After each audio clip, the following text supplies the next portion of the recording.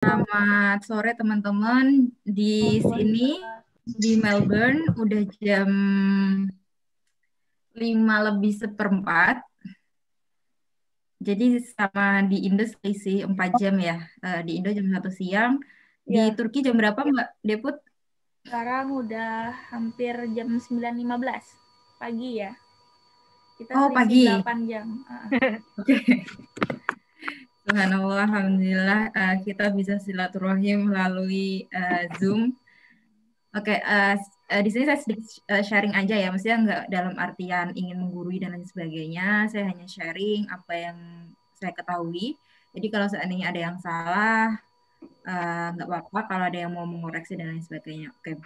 Jadi alhamdulillah pada tahun 2018 saya keterima LPDP. Di sini saya akan cerita sedikit LPDP itu apa dan bagaimana, karena kadang masih banyak yang belum clear ya. LPDP itu Lembaga Pengelola Dana Pendidikan di bawah Kementerian Keuangan Republik Indonesia. Nah, jadi saya jelaskan sedikit kenapa sih LPDP bisa memberikan beasiswa ke banyak orang, padahal negara kita masih memiliki banyak utang seperti itu.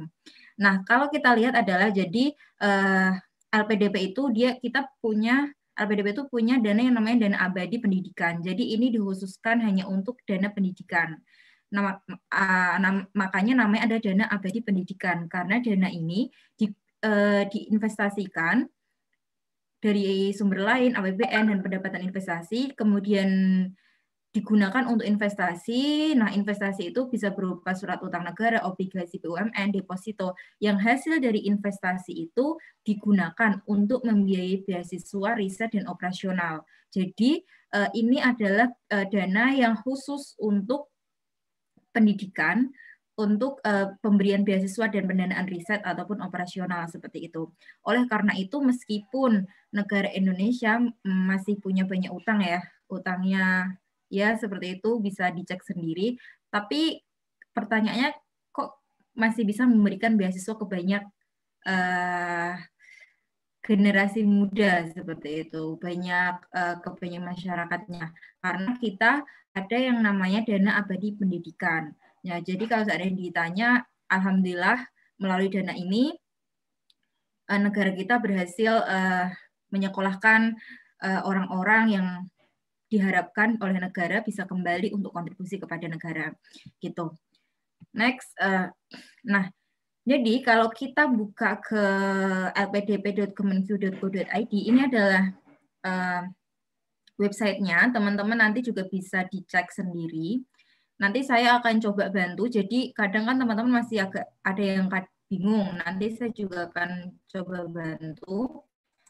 Nah, beasiswa umum, beasiswa afirmasi, dan beasiswa targeted group. Yang pertama beasiswa umum. Nah, saya pakai ini ya, biar bentar. Oke.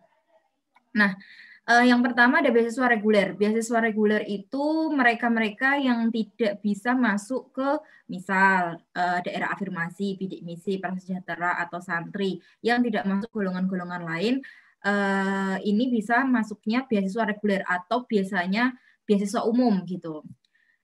Tapi syarat per setiap jenisnya, tipenya itu beda-beda.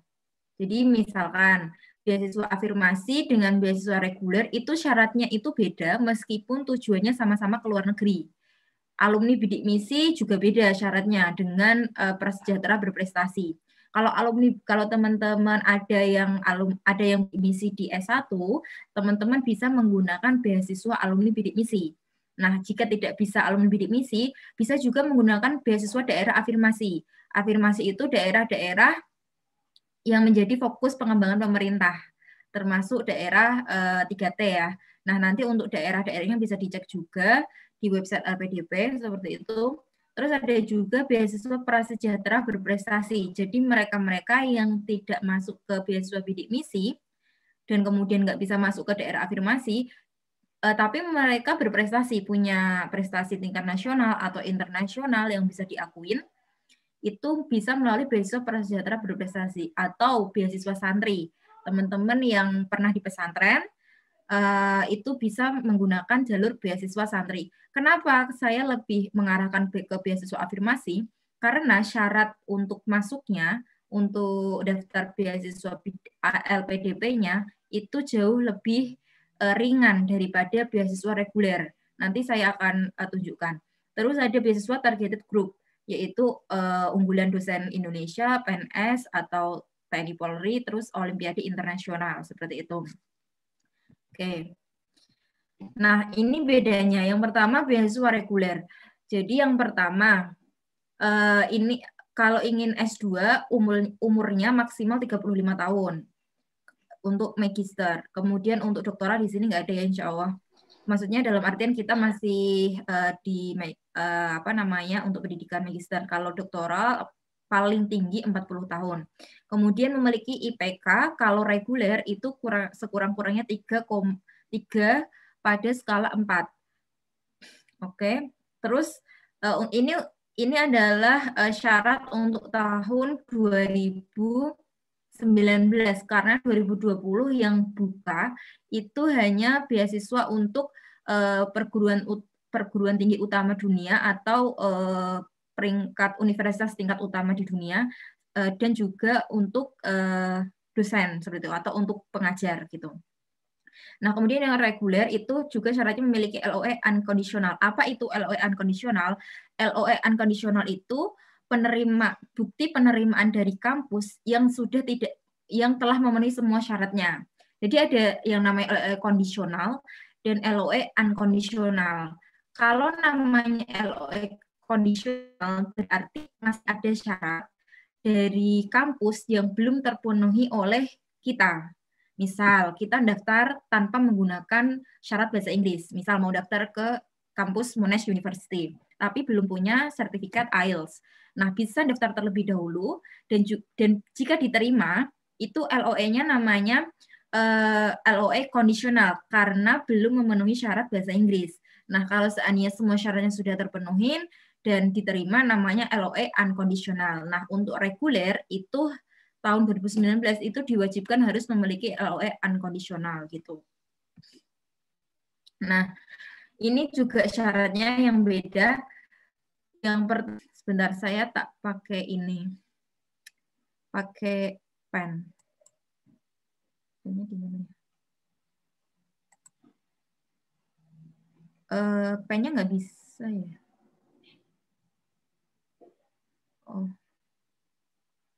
Oh sorry, nggak bisa kayaknya. Oh, nggak ada. Oke, nggak apa-apa. Jadi satu untuk reguler itu kalau dalam negeri TOEFL ITP-nya itu minimal 500. Oke, dicatat ya. Kalau dalam negeri jalurnya reguler, TOEFL ITP untuk dalam negeri itu 500, IELTS-nya 6. Nah, ini yang biasa digunakan. Bisa menggunakan TOEFL IBT juga bisa, TOEIC juga bisa.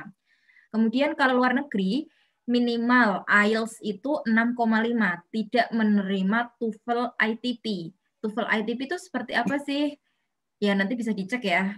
Jadi kan TOEFL ada beda-beda. Nah, biasanya kalau seandainya yang kayak saya, yang pertama dulu saya menggunakannya ITP. Nah, kalau reguler, itu kalau mau ke luar negeri tidak boleh menggunakan TOEFL ITP.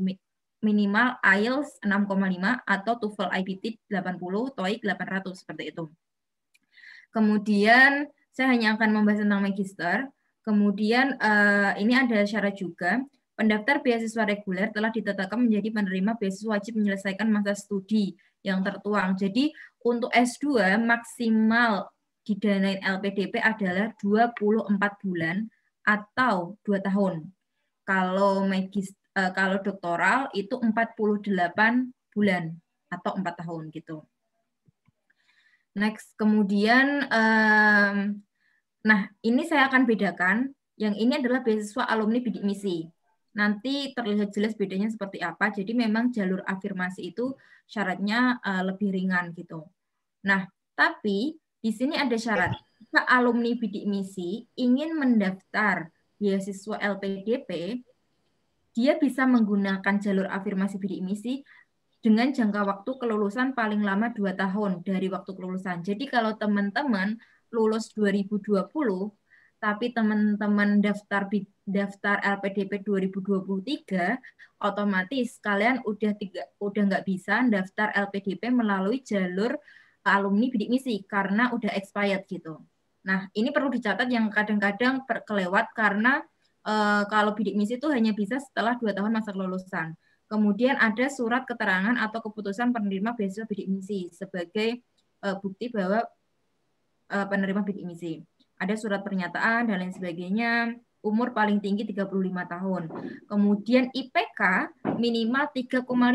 Kalau reguler tadi IPK minimal 3. Kalau bidik misi minimal IPK 3,5. Tapi insya Allah ya kalau 3,5 teman-teman insya Allah bisa mencapai itu semua dan semoga saya doakan juga bisa memenuhi ini. Amin. Nah, next. Kemudian untuk syarat bahasa Inggris, dalam negeri itu bisa menggunakan TOEFL 400. Oke. Kalau tadi reguler, kalau dalam negeri, kalau reguler itu TOEFL ITP minimal 500. Jaraknya sangat beda ya dari 400 ke 500 itu lumayan banget kalau TOEFL. IELTS-nya itu cuma 4,5. Oke. Nah, kalau tadi IELTS-nya minimal 6. Nah, oleh karena itu kalau teman-teman bisa jalur afirmasi memang kalau seandainya punya kekurangan atau kelemahan di bidang bahasa Inggris nih bisa manfaatin bidang afirmasi karena teman-teman masih punya waktu untuk belajar gitu. Kalau luar negeri masih bisa menggunakan TOEFL ITP 500 atau IELTS minimal 6. Loh Mbak, kenapa kok bisa pakai TOEFL ITP 500? Kan daftar ke kampus, contoh misal Monash University nggak boleh pakai TOEFL ITP. Ya, karena kalau program afirmasi, LPDP memiliki program pengayaan bahasa atau pendidikan bahasa, pengayaan bahasa. Jadi untuk teman-teman yang kalau keterima beasiswa melalui jalur afirmasi, nanti akan disediakan pengayaan bahasa dari LPDP, di mana semuanya ditanggung oleh LPDP termasuk biaya hidup bulanan, gitu. Jadi kalau afirmasi mendapat keuntungannya dari situ, alhamdulillah ya. Jadi kalau seandainya daftar LPDP luar negeri, TOEFL ITP tembak 500. Kemudian setelah keterima, nanti teman-teman akan mendapat pengayaan bahasa gitu. Kemudian di sini ada sertifikat TOEFL diperuntukkan bagi pendaftar dengan tujuan program studi atau perguruan tinggi Islam. Nah, wajib memiliki masa studi sesuai tertuang dalam LO unconditional paling lama 24 bulan gitu. Oke, jadi menurut saya teman-teman kalau seandainya di sini mau daftar ke LPDP, syarat-syarat di sini udah clear. Nanti saya bisa bantu untuk cara bukanya seperti apa biar lebih clear. Nah, ada berapa proses sih dalam LPDP gitu kan? Ada 3. Yang pertama seleksi administrasi atau kelengkapan dokumen dan persyaratan lainnya, di mana teman-teman harus upload misal ijazah, kemudian transkrip nilai, kemudian study plan atau planning untuk studinya itu mau ngambil mata kuliah apa, berapa SKS, kenapa mengambil jurusan tersebut dan lain sebagainya kayak gitu. Itu yang perlu di submit ketika seleksi administrasi. Dan satu lagi, LPDP itu sangat jeli. Kalau seandainya teman-teman menggunakan cara curang, misal pakai sertifikat TOEFL atau sertifikat IELTS yang itu tidak resmi, dalam artian teman-teman nggak tes, tapi teman-teman beli agar bisa dibuat daftar LPDP, itu kalian bisa di blacklist. Hati-hati ya, kalian bisa di blacklist karena LPDP terkait hal tersebut sangat jeli. Mereka akan dicek satu persatu nomor syarat nomor sertifikat yang ada di TOEFL atau di IELTS itu dicek satu-satu, kan akan keluar namanya siapa-siapa, itu real atau enggak. Kalau seandainya kalian dengan cara curang, kalian akan di blacklist, dalam artian kalian malah tidak bisa mendaftar LPDP lagi gitu. Kemudian yang kedua, kalau lolos seleksi administrasi, ada seleksi berbasis komputer. Nah, seleksi berbasis komputer ini ada tes potensi akademik atau tes intelijensi umum. Ini seperti tes CPNS. Jadi seperti yang antonim, sinonim, kemudian analogi dan lain sebagainya, matematika dan lain sebagainya. Nah, itu hampir sama seperti TPA lah, TPA gitu. Ya, tes potensi akademik, namanya juga tes potensi akademik. Kemudian ada soft kompetensi atau tes karakter kepribadian. Ini soal-soalnya dalam bentuk pilihan ganda. Jadi TPA dan tes karakter kepribadian itu pilihan ganda, dan teman-teman akan dinilai kepribadiannya seperti apa dari situ gitu. Yang ketiga adalah on the spot essay writing yang perlu diperhatikan. Jadi teman-teman akan diberikan satu topik, kemudian teman-teman akan diminta untuk membuat essay terkait dengan topik tersebut. Misal, topiknya terkait dengan stunting. Nah, teman-teman akan diminta untuk menguraikan stunting itu dan lain sebagainya. Jadi akan ada satu topik, kemudian kalian diminta untuk ada satu kasus, kalian diminta untuk menanggapi kasus tersebut dan menguraikannya gitu. Yang terakhir adalah wawancara. Nah, wawancara ini yang menurut saya itu penting banget, sangat menentukan karena ini tahap terakhir. Dan di sini ada 3, kalau tahun saya 2018 itu ada 3 juri, tidak juri ya, apa ya? 3 interviewers, 3 interviewers, tapi tiga interviewers ini memiliki role yang memiliki apa ya namanya, akan memberikan pertanyaan pada bidang-bidang yang berbeda. Yang pertama, teman-teman akan diberikan pertanyaan terkait nasionalisme, karena tujuan dari beasiswa LPDP adalah untuk mencerdaskan generasi-generasi bangsa Indonesia, dan generasi tersebut diharapkan atau dibutuhkan untuk kembali ke Indonesia untuk berkontribusi. Oleh karena itu, dalam LPDP ada yang namanya wawancara atau pengujian di bidang nasionalisme untuk menunjukkan apa yang telah teman-teman lakukan kepada negara, apa yang sedang teman-teman lakukan, dan apa yang akan teman-teman lakukan untuk negara ketika teman-teman pulang. Gitu. Oke. Kemudian yang kedua adalah wawancara terkait kepribadian. Teman-teman akan ditanya terkait kehidupan pribadi. Karena psikolognya ingin tahu bagaimana teman-teman ketika akan ditanya terkait ketika kita punya masalah, bagaimana cara kita menyelesaikan masalah. Seperti itu. Dan bagaimana cara agar kita bisa menyelesaikan masalah tersebut dengan bijak, dan bagaimana keluarga kita sehingga membentuk kita menjadi individu yang sekarang gitu. Kemudian yang ketiga adalah bidang ilmu. Bidang ilmu itu teman-teman akan ditanya terkait jurusan. Jadi saya misal saya jurusan akuntansi. Kenapa kamu milih jurusan akuntansi di Monash University? Kenapa nggak milih di dalam negeri? Kenapa nggak milih di Inggris? Kenapa nggak milih di Amerika? Itu akan ditanya. Kenapa milih di sana? Nah, kita harus bisa memberikan jawaban yang rasional. Kenapa saya milih di Monash? Karena di sini saya bisa mengambil mata kuliah forensic accounting and fraud examination yang nggak semua kampus itu punya mata kuliah ini. Sedangkan fokus saya adalah kecurangan keuangan. Oleh karena itu, hal ini menjadi sangat urgent bagi saya untuk mengambil jurusan akuntansi di Monash University. Itu misal jawaban yang rasional untuk meyakinkan wawancara, dan memang itu alasan kita kenapa kita memilih kampus tersebut gitu ya. Nah, itu juga kita akan ditanya terkait kalau seandainya teman-teman research dan lain sebagainya, akan ditanya kenapa milih hal tersebut dan lain sebagainya gitu. Oke. Nah, ini untuk semangat bagi teman-teman. Jadi we should realize that what you get today is based on what you did in the past. Apa yang teman-teman dapatkan hari ini adalah berdasarkan apa yang telah teman-teman lakukan di masa lalu. Dalam artian, teman-teman sudah berhasil menjadi mahasiswa, sudah berhasil lulus menjadi mahasiswa. Itu adalah sebuah pencapaian teman-teman yang perlu teman-teman syukuri, tetapi perlu teman-teman evaluasi. apakah sudah cukup perjuangan saya sampai di sini.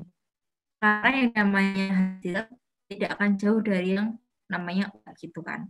And then what you get in the future is based on what you did in the past and what you do today. Kalau teman-teman ingin mendapatkan beasiswa di luar negeri, ingin meraih mimpi teman-teman, itu berdasarkan apa yang teman-teman lakukan di masa lalu dan sekarang. Jadi kalau teman-teman hanya rebahan di kamar, hanya stalking Instagram teman-temannya, atau stalking Instagramnya mantan, ya bagaimana dengan masa depan kalian gitu kan. Nah, oleh karena itu, kalau teman-teman punya mimpi yang besar, mulailah dipersiapkan dari sekarang, lakukanlah hal-hal yang baik dan komitmen dan responsibel dengan apa yang telah teman-teman apa yang telah teman-teman create gitu. Kita harus komitmen dengan itu semua gitu. But if you get something that you think it's not reasonable compared to your effort, it is destiny. Kadang orang akan berpikir bahwa kenapa sih orang lain atau kita dapat sesuatu yang menurut kita itu nggak masuk akal dibandingkan dengan usaha kita. Ya itu namanya takdir. Cuman di sini saya nggak mau membahas tentang ini. Kalau kita hanya bertaruhkan diri pada takdir, itu akan membuat kita menjadi orang yang malas dan nggak mau bekerja keras gitu. Oke. Jadi saya akan kasih tahu sedikit kisah saya. Tahun 2018 saya lulus, alhamdulillah saya bisa lulus 3,5 tahun. Kenapa saya berjuang untuk bisa lulus 3,5 tahun? Karena waktu itu saya sudah prepare bahwa LPDP akan buka pertengahan tahun ya, bulan Juli sampai September kalau nggak salah waktu itu. Kalau seandainya saya lulus 4 tahun, saya nggak bisa ngejar beasiswa LPDP tahun 2018. Karena apa? Karena bahasa Inggris saya masih sangat kurang, saya perlu pendalaman. Oleh karena itu saya berjuang untuk bisa lulus 3,5 tahun, biar setelah saya lulus, saya bisa mendalami bahasa Inggris. Nah, pada 7 Maret 2018 saya lulus, saya sudah punya planning, saya memutuskan untuk ke Pare, untuk belajar bahasa Inggris. Kalian tahu nggak, pertama kali tes TOEFL waktu itu sama Mbak Depu juga, itu nilai saya sekamar sama Mbak Depu, sama kita sekamar waktu itu berempat. Jadi sepertinya kalau saya nggak salah tuh nilai saya paling rendah pas pertama kali tes. Kalau nggak salah tuh cuma hanya 370-an. Itu 370-an lebih lah, kurang lebih berapa gitu, saya lupa. Itu nilai yang sangat luar biasa ya. Kayak teman-teman kalau ngerjain paling sambil tidur kali ya. Nah, itu padahal saya udah usaha keras buat ngerjain, tapi nilai saya cuma segitu. Kemudian saya realize, saya benar-benar menyadari bahwa di masa lalu, dari mulai SD saya memang nggak begitu suka bahasa Inggris. Kalau seandainya ada mata pelajaran bahasa Inggris waktu itu, saya kayak nggak begitu semangat karena memang saya nggak begitu suka. Dan itu yang saya realize kenapa apa yang saya lakukan di masa lalu mempengaruhi apa diri saya sekarang. Dan waktu itu saya benar-benar menyadari bahwa saya nyesal kenapa dulu saya nggak belajar dengan giat bahasa Inggris gitu. Karena itu saya memutuskan karena dengan saya punya budget juga nggak begitu banyak, saya punya waktu juga nggak begitu banyak, saya harus daftar LPDP, seperti itu. Saya membuat timing. Saya benar-benar komit dengan diri saya, bahwa setelah lulus dari Pare, saya harus bisa TOEFL 500, TOEFL ITP 500. Karena saya jalur bidik misi, untuk jalur bidik misi tersebut, untuk luar negeri, TOEFL minimal 500. Bisa diklarifikasi juga sama Mbak Debut, saya benar-benar berjuang itu mati-matian karena bahasa Inggris saya itu memang gimana ya, pokoknya waktu itu bahkan saya tuh kadang masih susah membedakan mana noun, mana adjektif gitu kan. Kalau dalam TOEFL kan sebenarnya kalau udah paham bahasa Inggris, it's not nggak begitu susah gitu kan, karena itu hanya tentang grammar, menempatkan grammar, strukturnya seperti apa, adjektif, noun, kemudian verbnya bagaimana gitu kan. Cuman waktu itu, sekarang saya juga masih belajar, saya memang benar-benar lemah di bahasa Inggris. Nah, saya memutuskan untuk ngambil sebuah program di Pare, di mana saya bisa optimal di sana, dapat materinya dan dapat skornya. Nah, itu tuh sangat penting. Jadi ketika teman-teman punya waktu yang terbatas, kemudian tahu kelemahannya seperti apa, kalian pasti akan atau kalian harus bisa mencari program-program di mana it's suitable untuk kita. Itu tuh yang paling pas untuk kita. Nah, kemudian saya masih ingat waktu itu kalau seandainya weekend, teman-teman di camp itu ngajak untuk ke apa ya liburan ke Bromo atau ke mana dan lain sebagainya. Saya nggak mau karena nilai TOEFL saya itu belum memenuhi target saya gitu kan. Saya nggak mau karena saya benar-benar komit ketika saya pulang dari sini saya harus lolos gitu kan. Maksudnya dalam artian saya harus lulus TOEFL gitu. Saya nggak mau waktu saya terbuang sia-sia, usaha saya terbuang sia-sia, akhirnya uang saya juga terbuang sia-sia. Itu saya komit. Jadi ketika weekend saya masih belajar, masih review. Ya, ya kalau hari Minggu gitu saya pergilah untuk istirahat sebentar, nonton film dan lain sebagainya. Cuman saya memang benar-benar totalitas di sana seperti itu. Nah, tapi tes TOEFL pertama saya gagal. Saya hanya dapat 489 kalau nggak salah. Saya gagal, saya tes lagi yang kedua. Yang kedua saya gagal lagi, saya dapat 497 kalau nggak salah. Pokoknya kurang benar satu soal. Itu saya benar-benar udah mulai seperti kayak nyerah, udah mulai ya wah kenapa gitu kan. Kenapa? Usaha saya udah begitu luar biasa dan maksimal menurut saya. Tapi mungkin di hadapan Allah masih kurang gitu ya. Nah, yang ketiga itu saya benar-benar pasrah karena pendaftaran MPDP itu udah mau buka kan. Gitu. Akhirnya saya memutuskan untuk daftar. Alhamdulillah saya dapat minimal 500 tersebut. Gitu.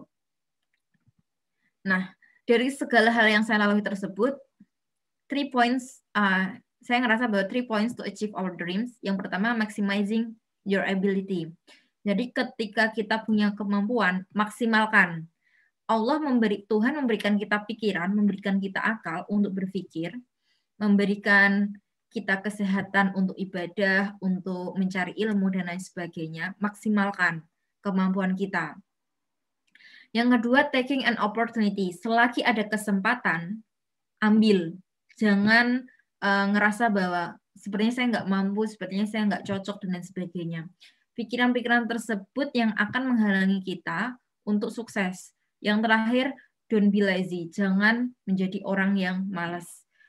Cari informasi, belajar melalui YouTube, belajar melalui buku, belajar melalui website, tanya kepada orang. Itu adalah hal-hal yang bisa kita lakukan sebagai bentuk dari usaha atau ikhtiar kita gitu.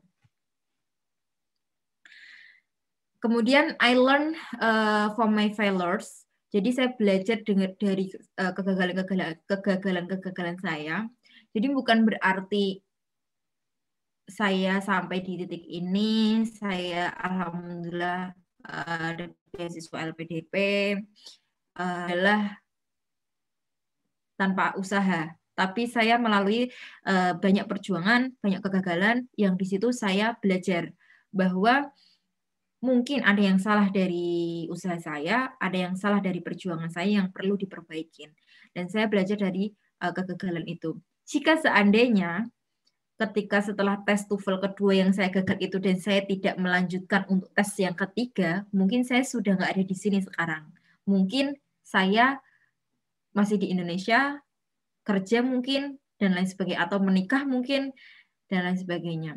Nah, padahal kalau seandainya saya nggak ngambil, padahal kalau seandainya saya ngambil tes yang ketiga itu, ternyata Allah punya jalan lain untuk saya dan itu membuat saya lebih bersyukur dengan apa yang saya dapatkan sekarang. Nah, saya mengambil kata-kata dari Albert Einstein. There are two ways to live your life. One is true nothing is a miracle. The other is as true everything is a miracle. Jadi ketika satu, ini bedanya.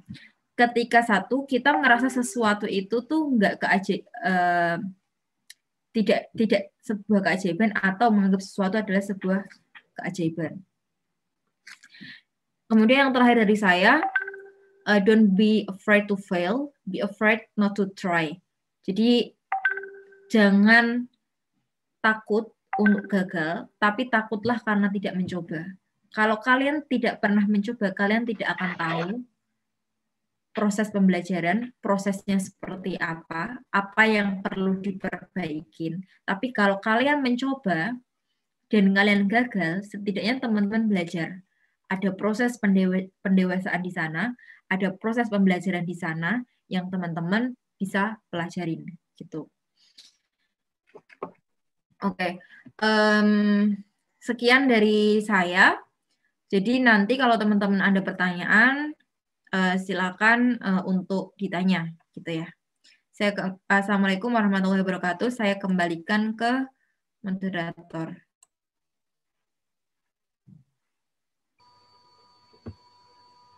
Oke, terima kasih Mbak Dani. Masya Allah ya. Jadi kalau kita ingat pengalaman perjuangan kita di kamar, memang saya akui Mbak Dani ini luar biasa sekali ikhtiarnya ketika saya dan teman-teman satu kamar itu, yuk liburan, yuk jalan ke Bromo. Dia ini orang yang paling apa ya ibaratnya? Istiqomah di dalam kamar. Istiqomah gitu di dalam kamar belajar TOEFL dan luar biasa sekali. Ya itulah ya, ikhtiar itu hasil tidak akan mengkhianati usaha dan terbukti. Oke, jadi udah banyak banget pertanyaan yang masuk. Mungkin boleh kali ya kita buka 3 pertanyaan, nanti bisa langsung dijawab sama Dani ya. Pertanyaan yang pertama ini asal Aceh dari Rahma Daniati. LPDP Kemenak itu bagaimana Kak? Itu yang pertama. Terus yang kedua, LPDP Kemenak. LPDP itu ada untuk S1 enggak? Dan yang ketiga, ini dari Farah, bisakah mendaftar LPDP terlebih dahulu tapi belum diterima kampus? Dan bagaimana prosedur pendaftaran? Apakah bagusnya kampus dulu atau beasiswa dulu? Nah, 3 itu dulu. Oke. Monggo. Saya ini ya, saya sambil bukain website dari LPDP ya, jadi teman-teman biar tahu juga. Jadi teman-teman bisa ke lpdpkemenq.go.id. Yang pertama tadi ini ya, apa namanya? LPDP Kemenak. Kemenq. Kemenak, Kementerian Agama ada kah? Ada ya? Yang tanya siapa Kak? Siapa? Rahma dari Aceh. Bisa ini mungkin bisa bisa di-unmute. Boleh Rahma dari Aceh tadi yang bertanya masalah LPDP Kemenak, bisa bersuara? Assalamualaikum. Waalaikumsalam. Waalaikumsalam. Maksud saya gini Kak, kan ada misalnya mau kita kuliah ke Timur Tengah, itu kan jalur Kemenak. Ada juga yang bilang bisa ambil lewat LPDP. Oh iya. Oh iya. Jadi gini, berarti nggak hanya Kemenak ya, maksudnya dalam artian apa namanya beasiswa LPDP itu kan ada kampus-kampus juga yang ada di daerah Timur Tengah, ada yang di negara Timur Tengah seperti itu. Nah, tapi LPDP itu punya yang namanya list kampus. Jadi bedanya gini. Kalau kita LPDP itu tuh kita nggak semena-mena bisa misal aku pengen ke kampus ini dan lain sebagainya. Nah, LPDP itu juga punya list kampus atau standar kampus yang diperbolehkan LPDP gitu. Nah, itu yang perlu teman-teman download, kemudian dicari tahu informasinya. Nah, ini saya lihatin ya. Ini kalau beasiswa 2020 itu untuk reguler dan afirmasi itu nggak ada yang buka, hanya beasiswa perguruan tinggi utama dunia sama beasiswa pendidik. Gitu. Pendidik tuh ya guru, ya dosen seperti itu. Nah, Kenapa sih nggak buka? Teman-teman tahu ya, sekarang kondisinya lagi COVID, di mana kalau seleksi LPDP yang telah saya jelaskan tadi adalah ada tes TPA yang di mana kayak CPNS itu kita harus datang on-site. Kan nggak boleh kondisi seperti ini. Kemudian harus wawancara. Itu kan juga kita meminimalisir untuk hal-hal yang tersebut. Nah, itu menurut saya alasan atau analisis dari LPDP kenapa LPDP pada tahun 2020 ini nggak membuka semua jalur beasiswanya. Hanya buka 2 ini. Karena di jalur perguruan tinggi utama dunia mungkin LPDP punya reason yang jelas, karena kalau perguruan tinggi dunia kan nggak semua orang bisa daftar, di mana pasti orang-orang yang qualified, yang bahasa Inggrisnya udah jelas dan lain sebagainya, makanya hal itu dibuka dan beasiswa pendidik untuk mensupport para bapak ibu guru atau dosen kita. Nah, di tahun 2019 itu ada banyak banget nih, ada beasiswa umum. Jadi saya tadi cuma sedikit ya, ini dan lain sebagainya. Ada beasiswa afirmasi. Nah, ini yang teman-teman perlu buka. Kalau teman-teman yang 2020 ini kan mungkin teman-teman bisa yang beasiswa perguruan tinggi utama dunia, tapi itu memang syaratnya akan jauh lebih susah. Misal TOEFL IELTS-nya aja mungkin jauh lebih tinggi gitu kan. Nah, yang 2019 yang kalau teman-teman beasiswa bidik misi itu bisa dibuka nanti. Di sini ada daerah afirmasi 2019 dan beasiswa 2019 unggulan. Nah, ini adalah kalau teman-teman mau download, misal tadi yang saya katakan tuh ini, daftar perguruan tinggi tujuan negeri beasiswa reguler 2019. Kalau mau ke daerah Timur Tengah, nah ini perlu dilihat apakah negara tersebut masuk dalam list LPDP. Misal, maunya kemana? Ke Arab atau kemana? Ke Maroko.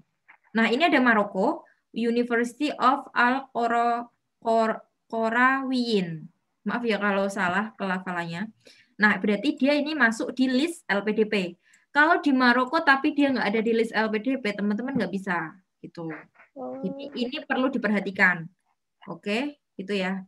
Nanti untuk lebih lanjutnya bisa di di download di sini. Ini ada perguruan tinggi luar negeri, tinggi jadi ada reguler dan diperhatikan ada reguler dan ada afirmasi. Ini listnya beda. Oke, gitu. Jelas untuk Mbak Rahma? Ya. Yang pertanyaan kedua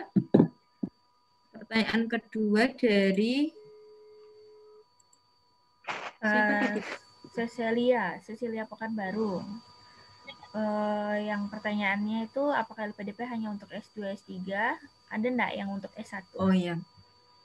Jadi LPDP hanya buka untuk S2 dan S3, nggak ada S1. Nah, untuk adik-adik yang mau S1, itu ada beasiswa bidik misi. Teman-teman bisa daftar beasiswa bidik misi. Atau ada lagi beasiswa, saya lupa namanya, tapi ada unggulan, Kak. Dari pemerintah. Mohon maaf, apa? Beasiswa unggulan. Nah, ya, beasiswa unggulan. Itu juga bisa untuk S1, tapi LPDP hanya untuk S2 dan S3 gitu. Terus pertanyaan yang ketiga dari Farah, bisakah daftar LPDP terlebih dahulu tapi belum diterima kampus?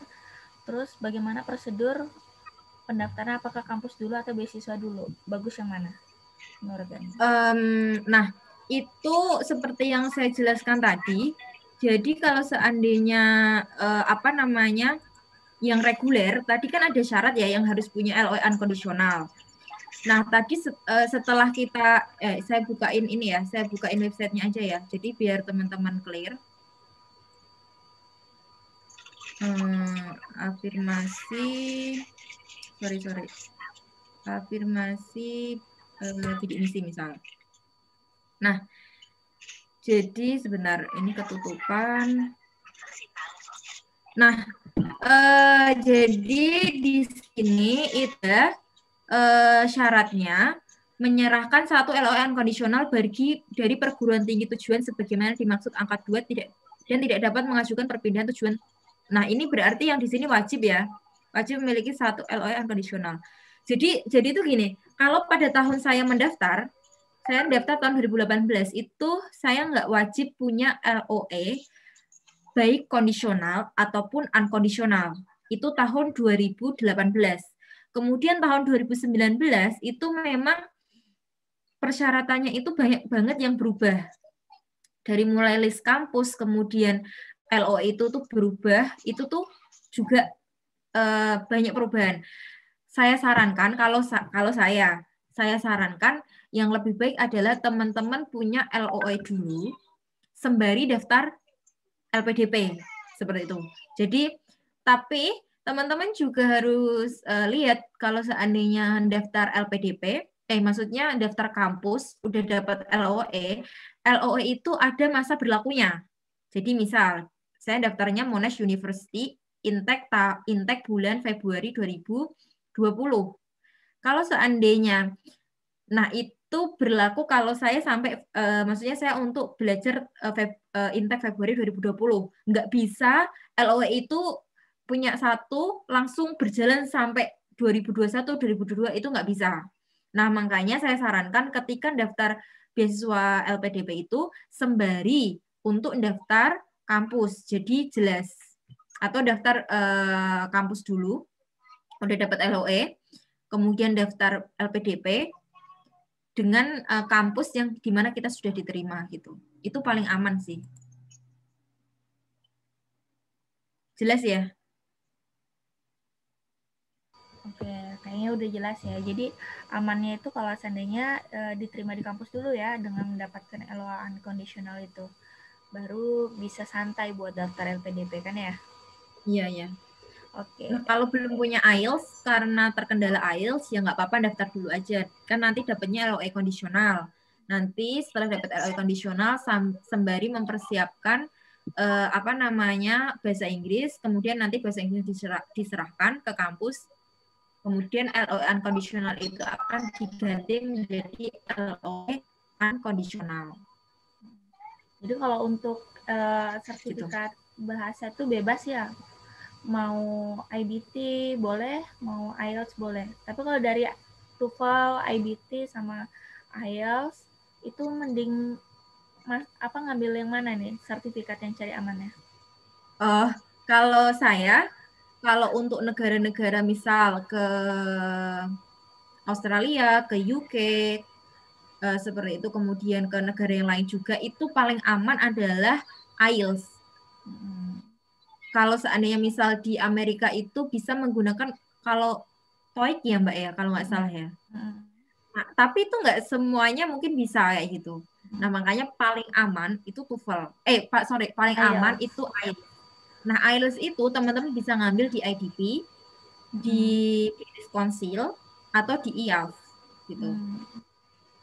Tapi memang kalau IELTS biayanya lebih mahal. Dia kan pakai kurs dolar juga. Itu sekitar 3 jutaan. Kalau TOEFL ITP sekitar kalau nggak salah kurang lebih itu 500.000 per tes gitu. Kita masuk pertanyaan sesi kedua. Masih ada waktu ya Mbak? Mbak Dani? Iya, iya. Benar deh, masih ada waktu. Iya.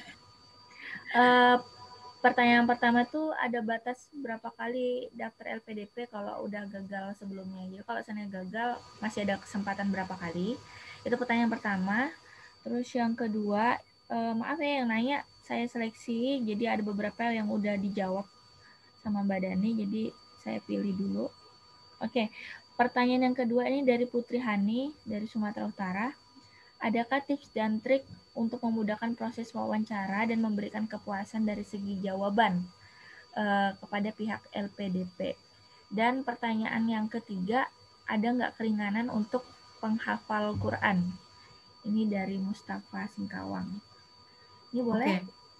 Oke, langsung saya jawab. Jadi saya juga perlu make sure ya. Jadi kalau nggak salah nih, nanti teman-teman dicoba dicek di panduan atau di webnya LPDP. Kalau nggak salah itu 3 kali. Itu kalau nggak salah ya. Jadi nanti bisa dicek lagi. Saya soalnya nggak baca panduannya semua karena itu banyak banget kan, gitu kan. Jadi saya bacanya cuma yang saya pelajari kemarin dan sekilas-sekilas. Kalau nggak salah itu 3 kali. Nanti bisa dicek lagi kalau saya salah juga bisa dikoreksi. Kemudian pertanyaan kedua itu ini ya Mbak, yang penghafal Al-Quran ya? Itu yang ketiga. Pertanyaan kedua itu tips dan triknya biar bisa memberikan jawaban wawancara. Oh ya, itu penting banget menurut saya karena nggak semua orang, maksudnya yang CV-nya bagus itu bisa lolos di wawancara. Yang pertama sebenarnya kita harus menjadi diri kita sendiri sih. Kita nggak bisa bohong karena di situ ada psikolog yang dimana kalau seandainya kita bohong kita akan kelihatan kalau kita bohong. Makanya tipsnya jujur, jadi diri sendiri. Tapi kita juga menjelaskannya harus terstruktur, terarah, dan meyakinkan. Misal ditanya, misal ya, ini pertanyaan saya tuh misal gini. Kayak tadi, kenapa memilih jurusan akuntansi di Monash University? Kemudian saya jawab, karena fokus saya adalah akuntansi, auditing atau tentang kecurangan keuangan. Nah, di sana itu ada mata kuliah Forensic Accounting and Fraud Examination yang dimana di kampus lain itu tuh nggak ada itu, dan di Monash itu ada itu, dan saya rasa itu adalah urgent buat saya untuk mengambil mata kuliah, untuk mengambil jurusan akuntansi di Monash University. Itu untuk menunjukkan urgensi kenapa kita harus sekolah di Monash University. Terus ditanya, kenapa nggak di dalam negeri gitu kan? Nah, kita harus bisa memberikan justifikasi. Karena di secara peringkat dunia juga sudah jelas bahwa Monash University peringkat berapa dunia. Kemudian di sana ada profesor dan lain sebagainya yang saya rasa saya bisa mengambil ilmu atau menimba ilmu dari beliau.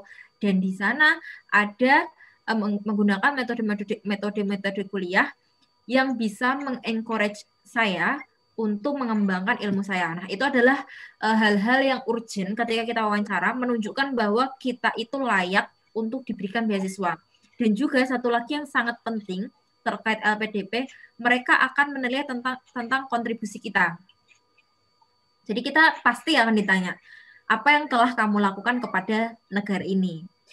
Oleh karena itu, saya sangat apresiasi untuk orang-orang yang punya banyak kegiatan sosial seperti itu. Misal, meskipun kalian IPK-nya nggak tinggi-tinggi banget, tapi kalau seandainya kalian punya kontribusi sosial yang tinggi, kalian itu akan dipertimbangkan. Karena sudah jelas, tujuan LPDP adalah mereka ingin mensekolahkan orang-orang yang layak, yang nantinya pulang untuk berkontribusi atau membangun negara. Gitu. Nah, itu misal dulu saya ditanya, Mbak, kamu ini ya, dulu kontribusi yang telah kamu lakukan ke desa apa? Kan kamu kan sekolahnya di kota lain nih. Terus yang kamu lakukan untuk daerahmu seperti apa?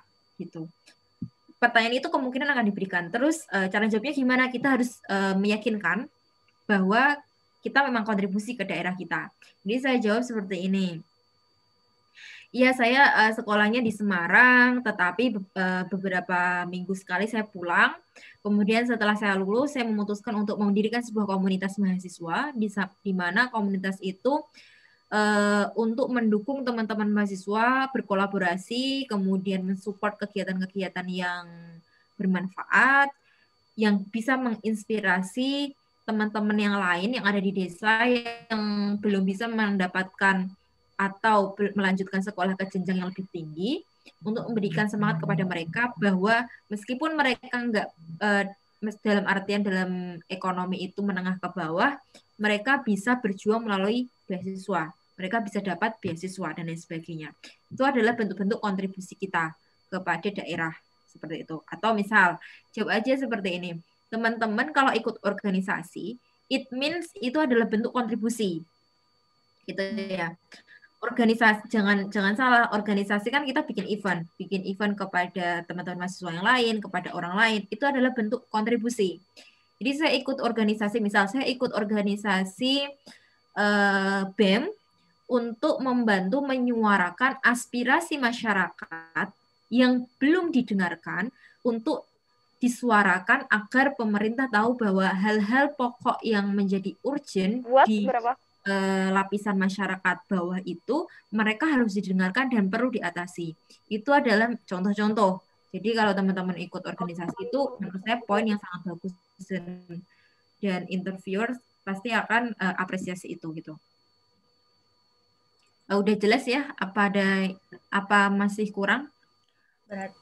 Terus pas wawancara itu pakai bahasa apa nih? Bahasa Indonesia atau bahasa Inggris? Oh gitu. Jadi gini, waktu saya dulu wawancara, jadi interviewernya itu memberikan rule di depan seperti ini. Kalau seandainya saya pertanyaan bahasa Indonesia, silakan dijawab pakai bahasa Indonesia. Jika saya menggunakan pertanyaan bahasa Inggris, tolong dijawab pakai bahasa Inggris.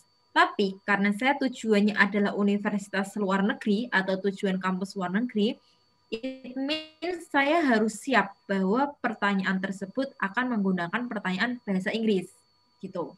Kecuali teman-teman dari untuk dalam negeri. Kalau dalam negeri, insya Allah sih pakai bahasa Indonesia sih gitu.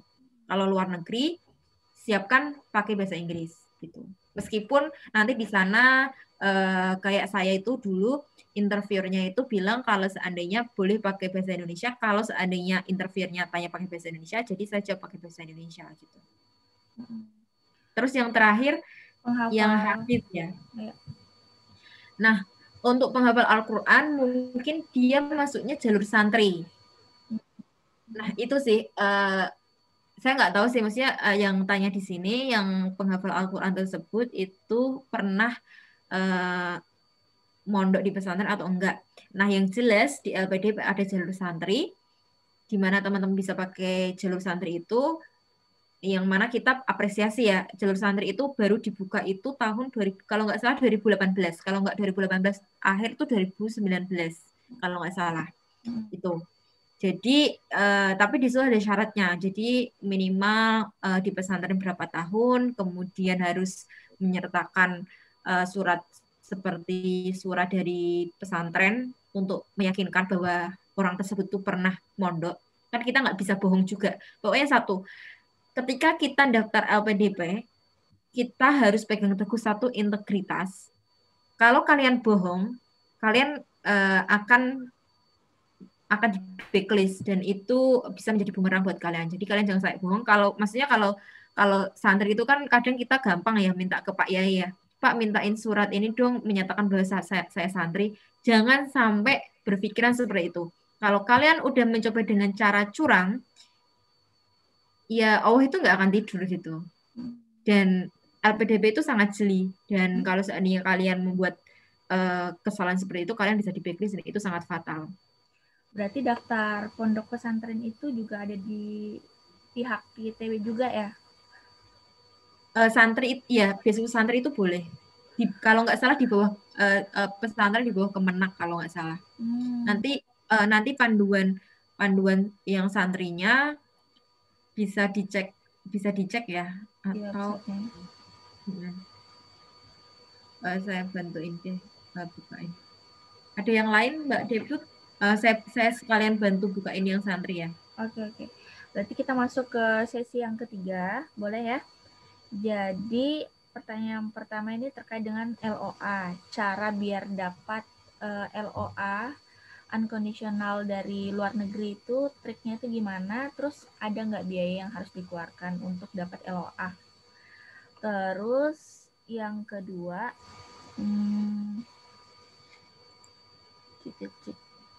yang belum dijawab ya, ini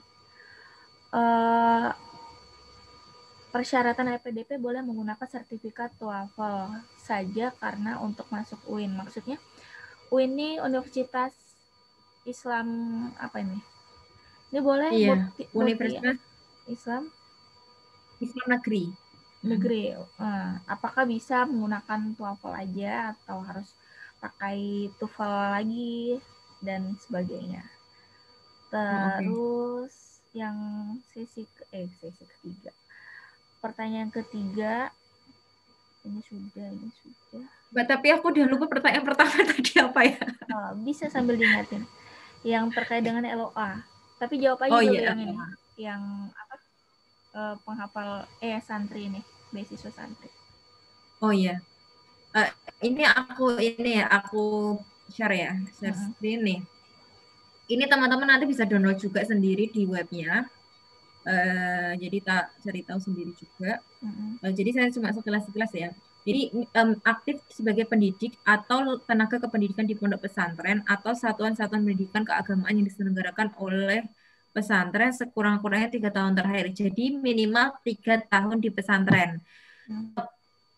Maksudnya aktif sebagai pendidik dan tenaga pendidik itu enggak tentu teman-teman harus menjadi seorang ustadz yang benar-benar ustadz yang di pesantren gitu loh. Maksudnya yang dalam artian setiap hari di pesantren dan sebagainya gitu kan. Tapi ketika teman-teman nyantri, teman-teman membantu pesantren, menjadi tenaga di pesantren, kependidikan di pesantren, menjadi pengurus di pesantren, menjadi membantu untuk kependidikan di pesantren itu bisa dikatakan bahwa aktif di pondok pesantren tersebut. Kemudian ini penting juga alumni program prestasi atau mahat lulusan 2 tahun terakhir. Jadi kalau teman-teman lulus dari pondok pesantren lebih dari ini, ini sasarannya. Oh iya, ini sasarannya untuk alumni program beasiswa santri berprestasi atau mahat Ali lulusan 2 tahun terakhir. Itu juga nggak begitu ngerti sih mahat Ali. Gitu. Ini kan itu kalau nanti untuk lanjut. Gimana Mbak Diput? Nggak mau nanya sih, kan sekarang udah mulai muncul kayak pondok pesantren khusus penghafal Quran tuh. Apakah dia termasuk ke dalam sasaran dari LPDP ini atau yang model pondok pesantren kayak yang udah besar gitu kayak Gontor atau kayak gitu? Kayaknya bisa sih, soalnya pesantren saya tuh namanya Asabila. Itu bisa. Jadi itu belum begitu terkenal pondok pesantren modern mahasiswa. Jadi itu bisa, tapi waktu itu saya nggak menggunakan jalur santri, saya menggunakan jalur bidik misi. Sebenarnya saya juga bisa santri. Itu bisa, nggak harus yang gede seperti Gontor doang gitu, enggak. Jadi ini saya liatin juga ya. Karena saya memang nggak beasiswa santri, jadi saya nggak begitu nggak. Nah, untuk tadi TOEFL ya. TOEFL. Nah, ini TOEFL atau TOEFL, maksudnya TOEFL. Oh ini ya, TOEFL ini ya. Ya, TOEFL. Ya. Nah, di sini jadi gini, di sini kan ada kemampuan bahasa Inggris. Bukan dalam artian kalian harus lolos semua ini, enggak. Tapi kalian boleh salah satu. TOEFL ITP, IBT, IELTS, TOEIC, atau TOEFL. Kalau seandainya di UIN bisa pakai TOEFL, LPDP pun boleh, it's okay. Kalian bisa menggunakan TOEFL gitu. Jadi di luar negeri pun bisa pakai TOEFL, tahunnya 500. Berarti tinggal pilih aja. Iya, tinggal pilih. Berarti kalau seandainya anggaplah ke Mesir atau ke Madinah, berarti lebih prepare-nya itu TOEFL lah ya ketimbang TOEFL. Iya. Kalau seandainya di Mesir atau Madinah dia nggak menggunakan IELTS, kan menggunakan TOEFL. Berarti yang perlu dipersiapkan adalah TOEFL. Tapi kalau negara-negara Eropa seperti itu, bisa dipersiapkannya IELTS gitu. Jadi kita memang harus melihat negaranya, syarat kampusnya. Jadi biar sekali usahanya itu sekali dayung 20 terlampaui gitu lah. Nggak perlu ini pakai TOEFL, besok pakai IELTS dan lain sebagainya gitu. Oke, langsung masuk ke sesi yang ketiga tadi. Pertanyaan yang pertama yang terkait dengan LOA. Yang pertanyaan kedua udah dijawab ya, tentang TOEFL tadi. Yang tentang LOA, tips dan triknya biar bisa dapat LOA unconditional dari luar negeri, terus ada nggak biayanya kayak gitu? Oke. Jadi untuk LOE itu biasanya ada biaya registrasi untuk masuk kampus.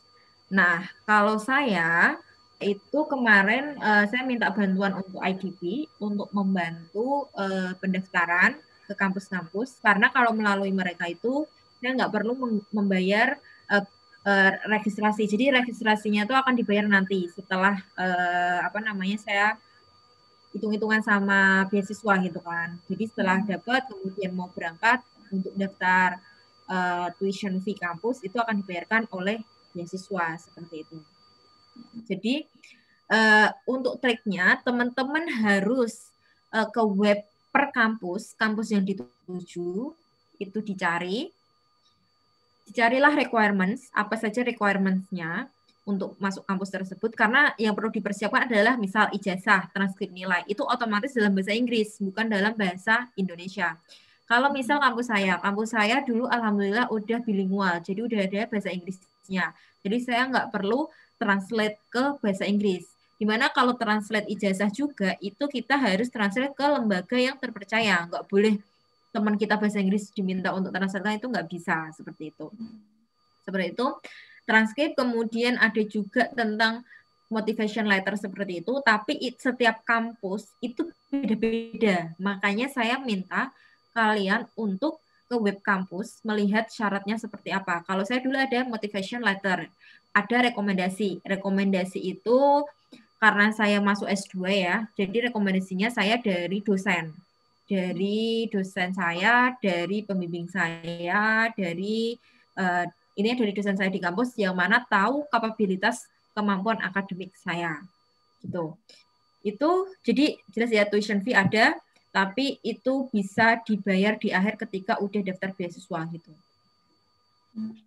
Nah, untuk LOE unconditional biasanya memang satu terkendalanya bahasa Inggris. Tadi saya sudah jelaskan di depan bahwa kalau kalian daftar nggak pakai bahasa Inggris juga, nggak pakai sertifikat bahasa Inggris, kalian akan dapat LOE kondisional. Tapi kalau kalian sudah komplit semuanya sudah memenuhi syarat, kalian akan dapat LOE unconditional kalau diterima.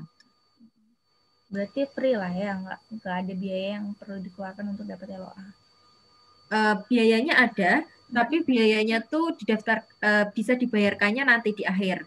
Jadi itu nanti bisa masuk atau dibayarkan oleh lembaga beasiswanya gitu. Bukan kita yang membayar. Nah, tapi kalau untuk negara-negara tertentu yang mana kita nggak bisa pakai jasa seperti IDP, biasanya kita bayar dulu pakai uang kita, nanti minta reimburse atau penggantian dari lembaga beasiswa gitu. Intinya insya Allah akan di-cover gitu kan. Cuman memang kita harus mengeluarkan uang dulu kalau seandainya ada yang seperti itu. Tapi kalau pakai IDP kayak saya kemarin, saya bisa gratis dulu, jadi dibayarnya setelah saya benar-benar fix mau intake Februari 2020 seperti itu. Ini bayar ini untuk letter of acceptance-nya itu atau biaya kuliahnya yang dibayar tuh? Semuanya akan dibayarkan oleh lembaga beasiswanya. Enggak. Maksudnya suratnya itu perlu bayar gitu kah untuk dapatkan itu? Atau dalam konteks untuk itu tuh untuk biaya perkuliahannya gitu? Bukan. Kalau perkuliahan itu kan namanya tuition fee. Kalau registrasi kan namanya registration fee kan. Itu ada dan nanti itu dibayarkan oleh lembaga beasiswanya.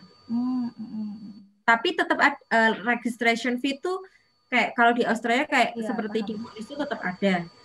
Cuman karena saya menggunakan IDP itu tuh bisa bayarnya itu setelah saya dapat LOE unconditional dan saya memutuskan untuk berangkat Februari 2020 seperti itu. Nah, itu dibayarkan dibayarkan oleh lembaga beasiswa include pembayaran tuition fee. Jadi lembaga beasiswa itu langsung daftar bayarnya semua gitu. Jadi tergantung keuntungan juga ya. Kalau ada yang gratis di awal, nanti baru dibayar full sama LPDP, atau kita dulu nanggung di awal ya, baru nanti di reimburse. Oke. Ini pertanyaan yang terakhir karena mengingat juga waktu kebersamaan kita terbatas dengan Mbak Dani. Ini lebih ke ini sih, karakter LPDP, kandidat LPDP yang dicari oleh pihak LPDP itu yang seperti apa, ini dari Hanan. Sekalian di-compare tadi itu kalau nggak salah, bentar ya, ada yang berkaitan juga. bentar. Ini tadi tuh terkait dengan karakter kandidat LPDP yang diminati oleh pihak LPDP sama apakah akreditasi di jurusan atau fakultas sebelumnya itu akan mempengaruhi seleksi dari LPDP itu sendiri. Oke, saya jawab pertanyaan yang pertama. Saya sebenarnya nggak begitu ngerti ya karakter yang dicari LPDP itu seperti apa karena saya bukan interviewer dan saya bukan pihak dari LPDP. Cuman kalau dilihat dari teman-teman saya, kemudian secara umum itu orang-orang yang benar-benar satu komitmen. Dua orang yang punya kontribusi. Ya secara akademik kita pasti secara akademik kita pasti sangat dipertimbangkan karena kita akan sekolah di luar negeri ataupun sekolah di dalam negeri, dipertimbangkan untuk apa? Untuk memastikan bahwa dia itu bisa masuk dan harus bisa lulus, gitu kan?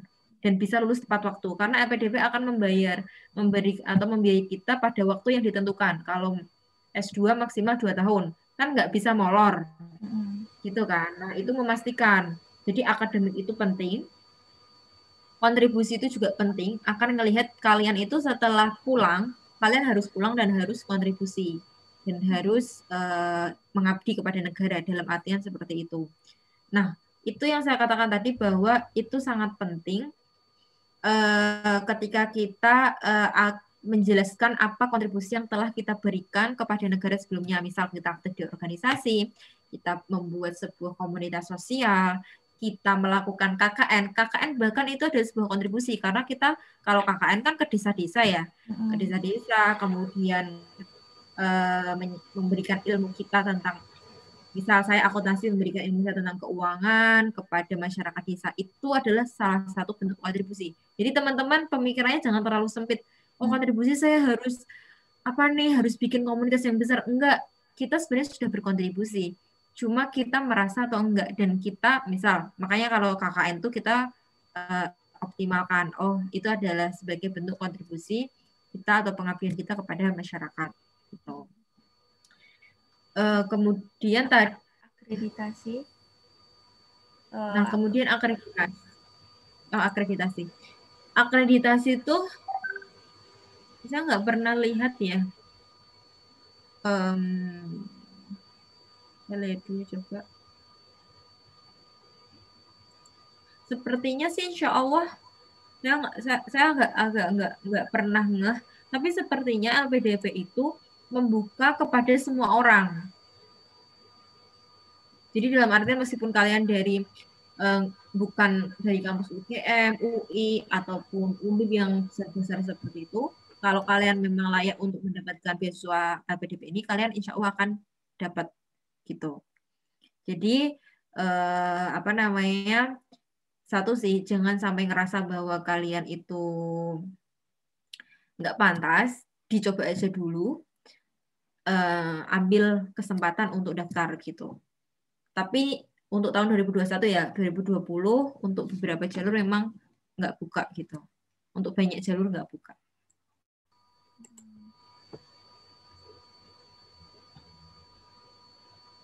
Oke, jadi tadi tuh kurang lebih seperti itulah ya. Jadi untuk karakter sendiri itu yang penting kontribusi. Ngomongin kontribusi, katanya setelah selesai pendidikan itu mereka akan buat program pulang ya. Itu ada program kontribusinya itu ya? Bukan, iya. Jadi kita ada namanya alumni Mata Garuda.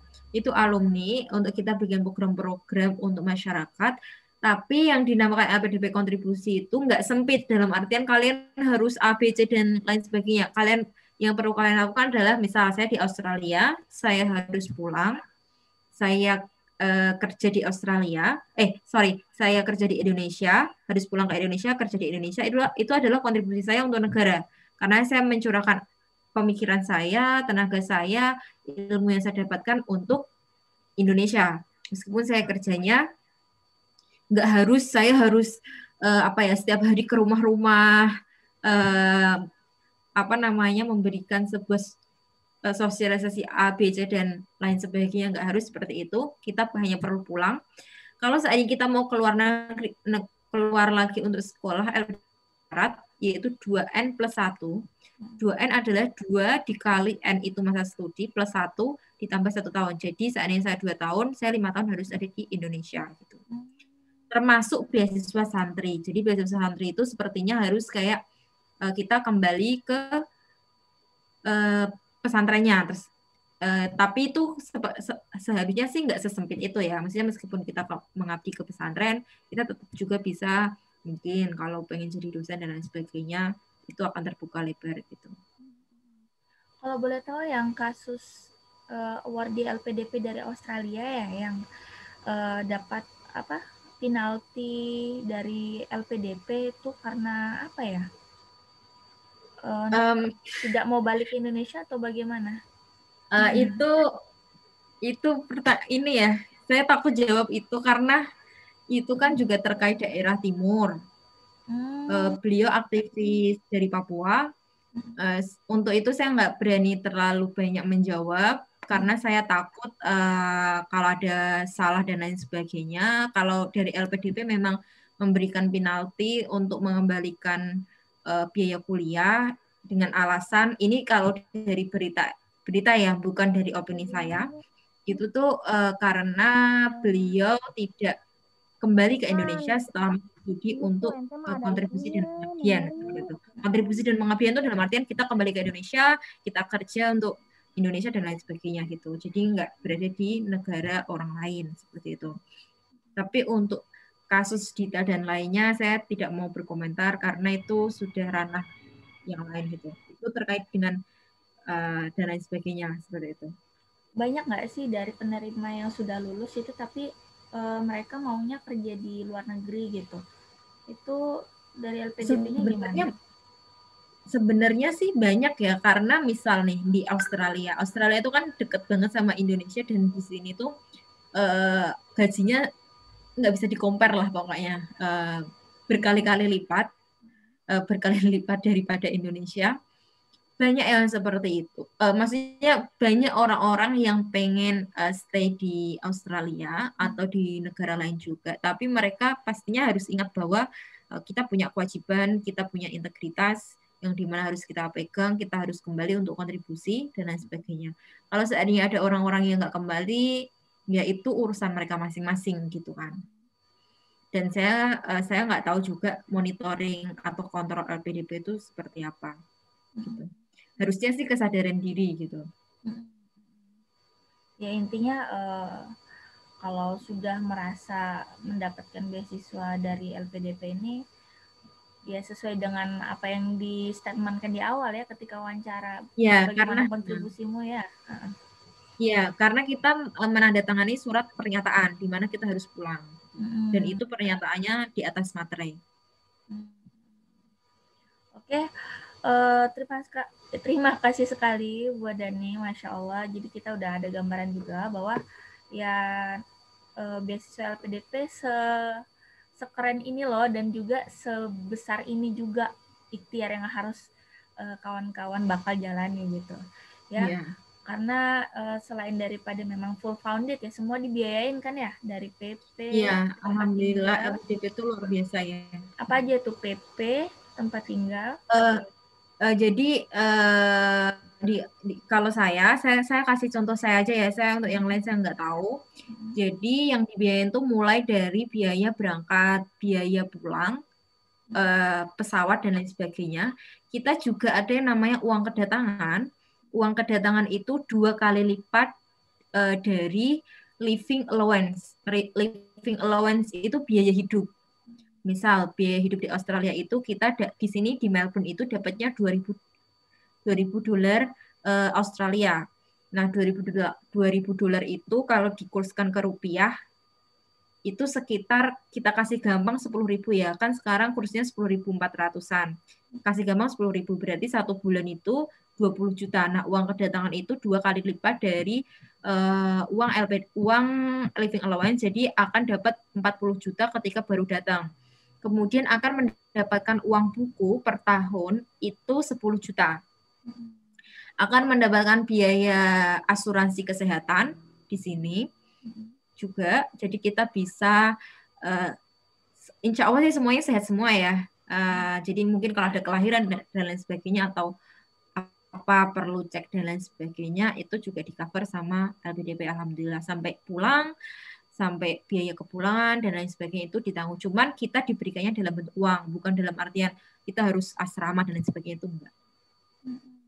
Oh, ini pertanyaan dari aku ya. Kalau seandainya bawa keluarga ini apakah ada tunjangan keluarga? Apakah S2 yang ada atau S3 yang ada? Itu gimana kalau bawa keluarga? Terus ada anaknya, itu gimana? Jadi kalau S2 itu tunjangan untuk keluarga tidak ada. Tapi kalau S3 itu tunjangan untuk keluarga itu ada. Kalau nggak salah itu 25% dari yang kita dapat. Misalkan dapatnya 2.000, 25%-nya berarti 500. Ya gitu.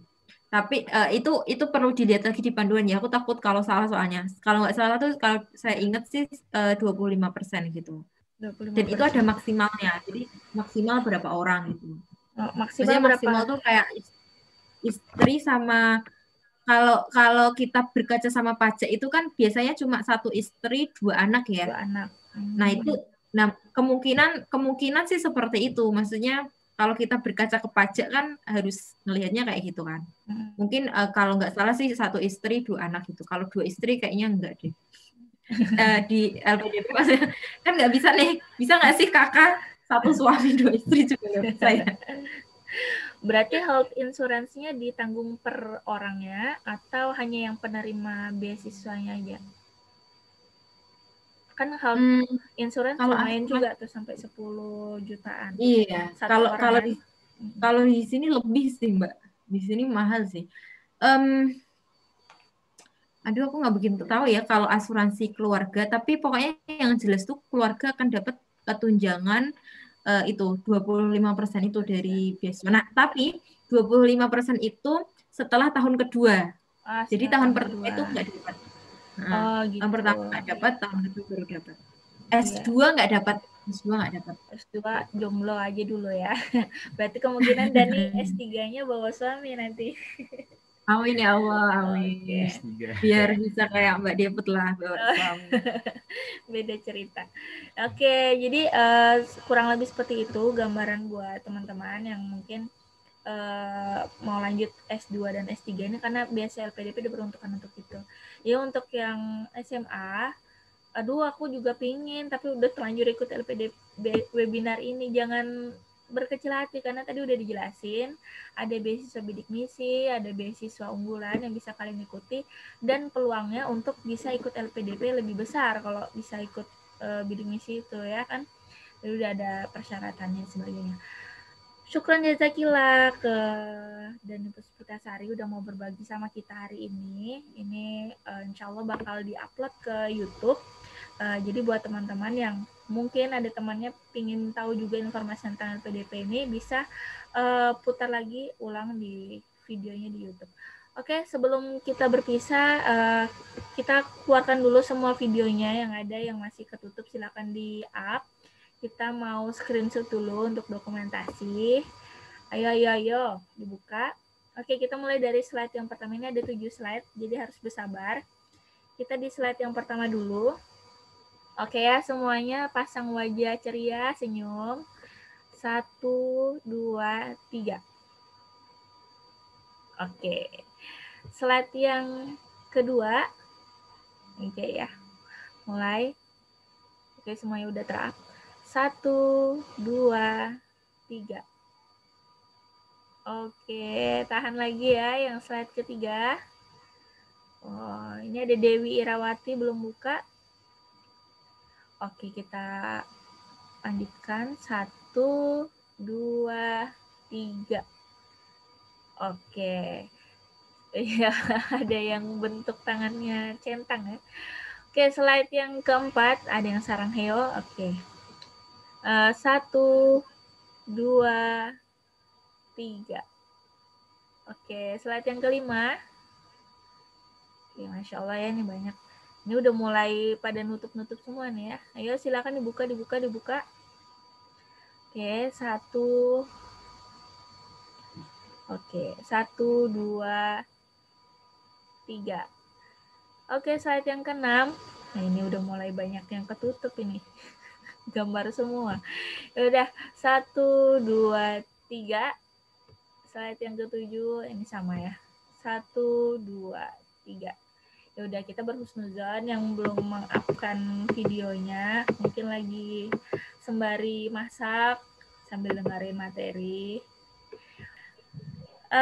Terima kasih buat teman-teman yang pengen gabung di forum Turki Youth Forum. Nanti juga bakal diinfokan di grup WhatsApp-nya, dan juga untuk kelas bahasa gratis. Insya Allah sekarang kita lagi open kelas bahasa Turki gratis di Telegram. Nanti teman-teman kalau mau daftar silakan juga, ada linknya. Dan nanti rencana juga bakal dibuka kelas bahasa Rusia. Nah, nanti menyusul bahasa-bahasa yang lain. Jadi buat teman-teman, semoga ini acara bisa bermanfaat. Kami dari segenap panitia dan kru yang bertugas, ya Allah, kayak TV aja. Mohon maaf apabila ada salah-salah kata. Semoga bisa diambil manfaatnya. Dan mohon maaf apabila ada kesalahan. Terima kasih kepada Mbak Dani Puspitasari. Buat kalian yang pingin ngepoin narasumber, bisa kepo di Instagramnya, bisa follow ya. Instagramnya Dani Puspitasari kalau nggak salah. Iya benar ya, Dani? Iya. Instagramnya. Dani Puspitasari.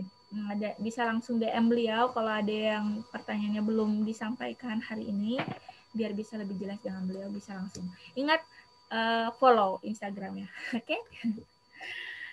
Kami mohon maaf, jazakillah khairan katsiran kepada kawan-kawan. Terima kasih hari ini sudah datang dalam acara webinar kita hari ini. Akhirul kalam, assalamualaikum warahmatullahi wabarakatuh. Waalaikumsalam warahmatullahi wabarakatuh. Terima kasih Dani. Waalaikumsalam warahmatullahi wabarakatuh. Terima kasih Kak Dani.